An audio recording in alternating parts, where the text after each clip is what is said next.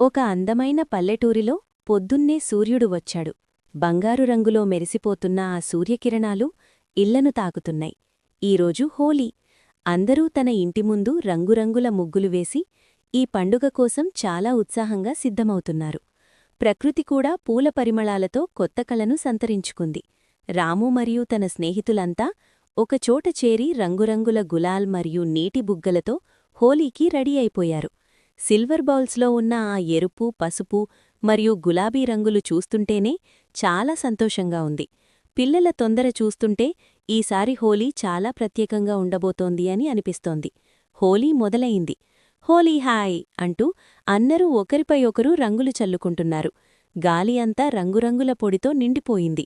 ఒక చిన్న పిల్లాడు తన స్నేహితులు చల్లిన గులాబీ రంగులో తడిచిపోయి ఎంతో హాయిగా నవ్వుతూ పండుగని ఎంజాయ్ చేస్తున్నాడు. చుట్టూ ఉన్నవారందరూ ఆ రంగుల వనలో మునిగిపోయారు. డోల్ చప్పుళ్లకు పల్లెటూరి వీధులన్నీ మారుమ్రోగిపోతున్నాయి. మోగుతున్న డప్పులకి తగట్టుగా అందరూ తుళ్ళింతలు పడుతూ డాన్స్ చేస్తున్నారు. రంగుల నీళ్లలో తడిసిన బట్టలు, రంగు మొహాలు.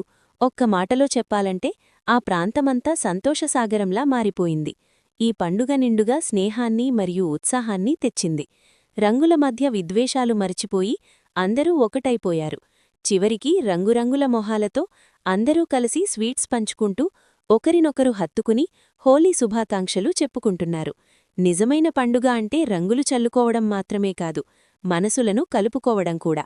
ఇది కదా నిజమైన హోలీ అంటే. అందరికీ హోలీ శుభాకాంక్షలు.